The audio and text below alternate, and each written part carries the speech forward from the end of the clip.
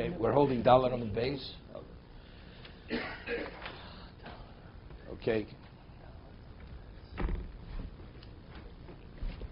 I'd like to get back where we left off yesterday. We're still discussing the machlokas, Rabbi and Ravo. Why does the shliach say b'fanei nechtam? Right, the agent who delivers the get from overseas says it was written before me, it was signed before me. Is it because a get that comes from overseas, we say that the sofrim, the ones who write the get, are not 100% proficient in being aware that it has to be written lishma, it has to be written specifically for this particular couple? Or is the reason we say every sofer, like in Eretz Yisrael, they're fully proficient, chutz la'aretz, they're fully proficient? The reason is because if the husband should contest the validity of the get being a forgery, we have to be able to substantiate the signatures that they're authentic. So if it comes from overseas, how are we going to locate the witnesses? It's an impossibility, or nearly impossible. So therefore, the shliach, the agent, he attests to the fact that it's authentic because it was signed before him, right? That's a Rava. Rava says no lishma. So each one continuously brings proofs one way or another. So we left off yesterday on one version. Tanan, we'll go back over here. Hamevi get, it's about 8 lines, 10 lines from the top. Hamevi get mibdina lemdina b'dina sayam. A person who brings a get from one country to another, overseas. One has to say fonech fonechtam. Now, the Mishnah says clearly, overseas, let's say Rabbah, they're not fully proficient. But yet it says in the Mishnah, when do you have to say fonech fonechtam? When you outside of Eretz Yisrael, only Medina Medina. What's the inference? But if it would be in the same Medina, if it would be in the same country, the inference is you wouldn't have to say. But according to Rabbah, that we say outside of Eretz Yisrael, the sofrim are not fully proficient, even the same community, same country, you should have to say it. Habosa Medina, Medina Sayam, Lo Tzarich.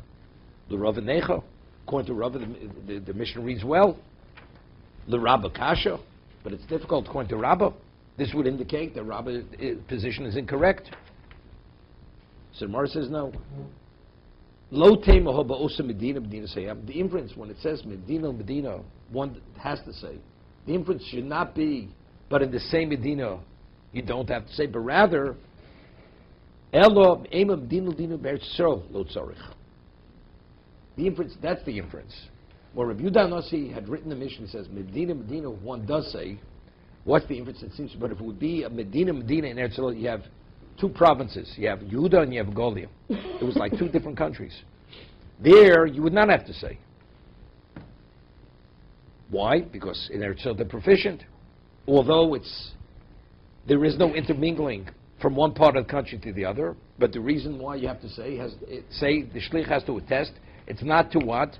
To the validity of the get in terms of lishma, it's to substantiate it. It's not for substantiation. Somewhere says, Somewhere asks, how could Rabbah say that is the inference? Only chutzlars from the Medina B'nei Yisrael, not. It says it's explicitly in the Mishnah. It says in the Mishnah, Hamevi get B'Yisrael Eino Tzorach Lomar before Nefori Nechtam, and that would include even if the country is divided, like Yehuda and Megolia. So verses Imi Ahig Hava Mina Di'evet Avul Chatchila Lo Kamashmula. Meaning, if I would only have one case, I would say factually in Eretz Yisrael, even if it was not said b'di'evet, it would be valid. The shliach still is able to give the get. But l'chatchila, even in Eretz Yisrael, he should say fanei nechtam. Therefore, the Mishnah has to conclude, maybe get Eretz Yisrael. No, it's a first-class get. It's not even the question. Let me explain it. We have a question. Why does the shliach have to say fanei nechtam?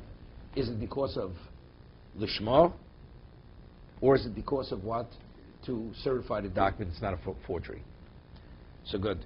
Let's say it would say in the Mishnah, if you bring a get from Medina in Chutz La'aretz, you have to say fanei nechtam. But in Eretz Yisrael, you don't. You don't. So how would you understand that? Well, in Eretz Yisrael, if it's lishma, it's understood not. Right? But maybe there's a possibility in Eretz Yisrael, since it's the equivalent of two countries, because there's no intermingling from the north to Yehuda. So maybe it's to substantiate the document. So therefore, what I say, it's only b'di'evid, it's passable. Otherwise, why should it be b'di'evid? The Gemara says, I would consider it. I would say, if I only had one case of the Mishnah, the inference, I would say that's b'di'evid. It's not l'chatchila. Why should it be b'di'evid? If the only consideration to say it is lishma, it's l'chatchila. Why should it be considered b'di'evid? Just the simple understanding of the Gemara. He said, if I only have the inference, I would think b'di'evid it would be valid to get. But if the only reason why I say l'fanech v'nechtam is only because of the lishma aspect, nobody questions the proficiency of the sofer in Eretz Yisrael. They're all proficient. So why should it be b'di'evid? The answer is, because there's another consideration. What about if the husband should contest the get that it's a forgery? So maybe even in Eretz Yisrael, because there's this lack of communication, maybe to avoid a problem, you should have it. L'chatchil, you should have it. It should be substantiated. I have the next case, no. So that is not the reason. We're never concerned about substantiating the get. So that confirms it's only lishma. Once I understand the only concern is lishma, it becomes l'chatchila. If there's a consideration maybe to substantiate documents in there, so you could say, b'di'evid is valid, l'chatchila is better to substantiate it. But if I have, the Mishnah says later, so you don't have to, that confirms the only consideration is lishma. So there's never a consideration. It's a problem lishma. Therefore, it's l'chatchila to get. That's the way Rab is explained. That's the way Rab is explaining the Mishnah, right? But before you would have considered, maybe you would have thought maybe there is a consideration. I should address that. Vika de Mosav Lohochi. Others asked the question this way. They asked the first version, they're asking the question on Rava, or Rabbah. The other version, they asked the inference they're asking on Rabbah. Vika de Mosav Lohochi. Hab me Medina Beretz Yisrael lo tzorich. It says if you bring a get from one country to another in Chutz Loretz, you have to. What's the inference? But if it would be from Medina and Eretz Yisrael, you would not have to. But the question is, but if it's lishma, Rabba Necho, so the Mishnah is good according to Rabba. If the only concern is it may have not been written specific to this couple, even though it's two parts of Eretz Yisrael, but since each one is fully proficient, we understand why you don't have to. For the Rabba Hasha. But according to Rabba, it's difficult. Because Rabba, if the concern is the Eidim, that you're not going to be able to locate the witness who signed, who recognize it, how do you recognize it? So the Gemara says, Lo tein Medina Medina Beretz Yisrael. The inference should not be from one Medina to the other Medina Beretz Yisrael. Lo tzorich ela ema haba osa Medina. B'Medina seyam lo tzorich. That's the inference of the Mishnah. If you bring a get from one country with another outside Eretz Yisrael, one has to say Fonei Nechtam. Lishma is never a consideration because even the Chutz Loretz, all the Sofrim are fully proficient in Lishma. It's only what? To substantiate document that it's not a forgery. So if it's from one country with another where people don't recognize the signatures, it's a problem. But if it's Ba'osa Medina, it's in the same country, it's inevitable you're going to be able to locate people, either the witnesses themselves or people who recognize the signatures. You don't. Ba'osa Medina. This is Rabbi responding. That's why you don't need it. If it's in the same country. If it's from one country to another, then you do need it. But if it would be in the same country, you don't. Why don't you? Lishma is never a problem, according to Rava. Right? So what's the problem locating the witness? In the same country, you locate the witnesses, or people who recognize the signatures. Why is Lishma never a problem? Because there's names on the... No, because anybody, I'll give you an example. The Gemara says in Chulin that if you find an animal slaughtered, it's not where the head is severed, and you look at the neck and it looks like ritual slaughtering was done, we could say with certainty that the one who did the slaughter was a qualified shochit. Why? Because because anybody who does this kind of ritual slaughter, he's an expert. He's an expert. Even though many things could invalidate it, but the person who engaged in this kind of slaughter, he's the expert. Therefore, there's nothing to be concerned about. Anybody who writes a get is a sofer. Every sofer, that's part of his, that's his basic training. He's trained. He understands you write a get, it has to be written lishmos. It's never a question in terms of his proficiency. But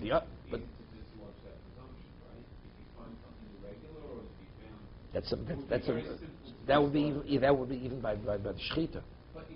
Same thing. If let's say you find a get and it seems to be not written correctly, it doesn't contain the right information, and you understand the man didn't know what he was doing. But everything, including the lishma, is in question.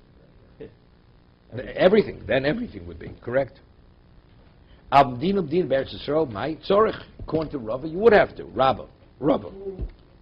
Okay, now here, so Rava is saying if you have the equivalent of two countries in Eretz Yisrael, because there's actually a Cold War, which was equivalent, there was no intermingling, you would have to, according to Rava in Eretz Yisrael, right? Because there's no communication. Like north and south. Exactly, like we used to give when we learned this years ago. East Berlin, West Berlin. That's what it was. That was the example we would give. Lahavdil. Okay? So we're now asking a phenomenal question. Ask a phenomenal question on Rava. Rava says the inference is Ba'osa Medina, but if you would have the equivalent of two countries in Eretz Yisrael, you would have to say it. But then we have difficulty from the Mishnah. Because what does it say in the Mishnah?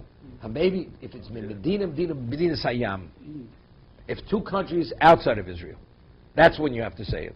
But according to Rava, it should say, maybe get Medina Tzarech Shiomar. Why is it limited to Chutz La'aretz? Even in Eretz Yisrael, according to Rava, you would have to say it. Right? The Mishnah says, Medina Sayam. That's where you have to say Fani Nechtam. But it seems to be in Eretz Yisrael, not. He says, no, Eretz Yisrael also. If it's Eretz Yisrael also, what does the Mishnah say? Medina Sayam. You just say, maybe get Medina, regardless where it is, whether it's in Eretz Yisrael or Chutz La'aretz, the Shliach has said Fani Nechtam. So why does the Tana insert only Chutz La'aretz, Medina Sayam? Evidently, that proves that Rab is correct. This is a phenomenal question. So list there maybe get Medina Stam without identifying its location. 1 second. L'olam Medina Be'eretz Yisrael Nami Lo Tzarech. So Gemara is retracting. Even Rav agrees that from one location to another, although it's the equivalent of two countries in Eretz Yisrael, one would not have to say. But the question is, how do you authenticate the document? If people don't travel from one location to another, so why does the Tana limit it to Chutz La'aretz, Medina Sayam? Gemara introduced a new concept. Kevadik Odi Regolim Mishkach Shchichi. Yeah. Regardless, even though there was this strained relationship from the north to Yerushalayim, to Yehuda, 3 times a year they opened the border. Right? Checkpoint Charlie. Right? They let them through. And there was a full flow of people. The Mishnah says the Gemara says in Bava Metzia that you have an obligation. If you find a lost object, you have to announce that you found it without giving any specific signs, and whoever lost it would give his signs. So what was it? There was like a stone by the base of Mikdash. You would stand on it, and people would come from all over the country, and they would announce they found this. So wherever it was found in the country, the likelihood would be that if, in fact, the one who lost it would be that he'd identify it. We had a king in the northern, I forget his name. Yerovam ben Nevat. Yerovam ben Nevat, who prevented them from going for Gemara, it's a better question than you. Better question than you. What about after Churban Abayis? Well, that's a better question. Okay. So that was even if you had good kings. After the Beis Hamikdash was destroyed, the Jews weren't coming any longer. So things should change. Right? The Mishnah was written after the Churban Abayis, not pre. And it was written as well after Yerovam ben Nevat. Was the first temple period. Yes. I understand, but now we're talking about this as post-second temple. So why does Rabbi Yehuda Nasi say B'di Sayam? It should be true even in Eretz Yisrael according to Rava, right? Because there's no flow of traffic. So the Gemara asked that question. Teina was man should be Mikdash Kayam. What you're saying is correct. If we have Beis Hamikdash, they're only regalim. The travel is travel regardless of the strained relationship. But today we no longer have Beis Hamikdash. What are you going to say? Even Medina Be'eretz Yisrael, you should have to say it according to Rava. So why does the Mishnah say specifically only from one country with another country? when it's outside of Eretz Yisrael, even in Eretz Yisrael. And then the Gemara says something interesting. And this answers your Rabban Ben Avar also. Kevon di'ika boti dinim dekvi mishkav shchichi. Gemara says in Bava Kama that Ezra, when they returned to build the second base of Mikdash, he enacted 10 enactments. One of them was that every community, the court has to convene every Monday and Thursday. That if anyone has any issue, monetary issue, dispute, he's able to come to the Beis Din every Monday and Thursday. Okay? So therefore, people would travel continuously. People had legal issues. Person had a claim up north, wherever they were. So people would come. As a result of that, the Beis Din was the location. If you wanted to have any information, it was inevitable. People would come, they would ask, by the way, does anybody recognize the signature? And it was never over a certain period of time, you'd be able to identify the signature. But setting up this court system that's only in Eretz Yisrael, Chutz La'aretz doesn't exist.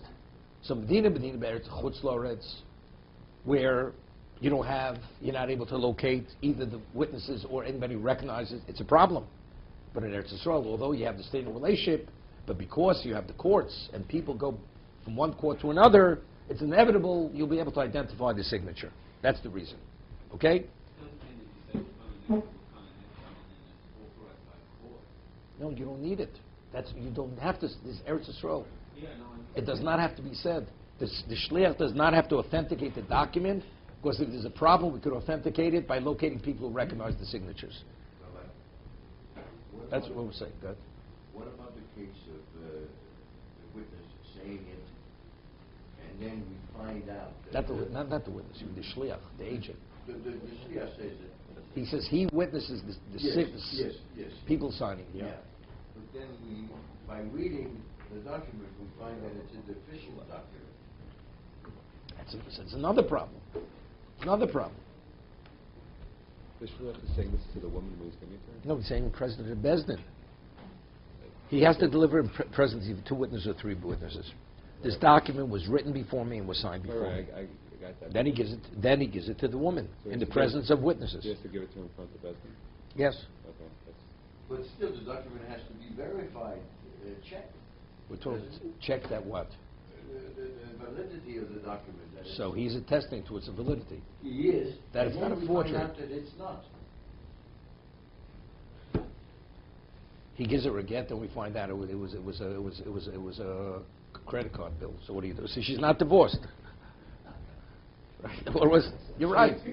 Of course, it's understood. No, the average document, face value, it looks like a valid document. But there's a question. But maybe the signatures are forgeries.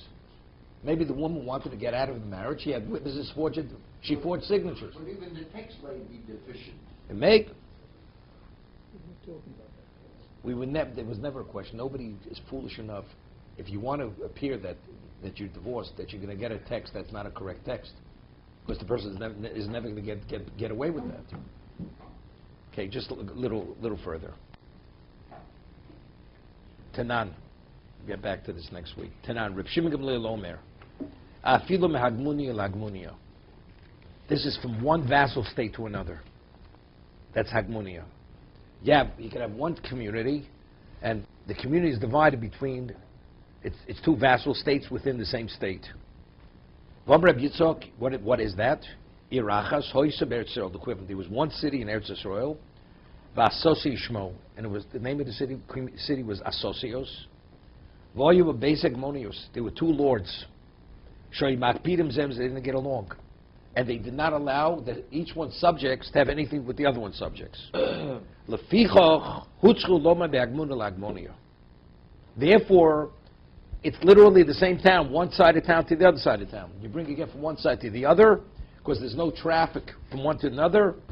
It says in the Mishnah, Rabbi Gamliel says, one has to say, this is in Eretz Yisrael. The Rav Nechel, Rabbi Kasha. Rav, it's very good. That's why, but Rabbah, if it's Lishma, what's the problem? It's the same city, it's Eretz Yisrael. And now the Gemara concludes, Rabbi Islay the Rava. Okay, to be continued.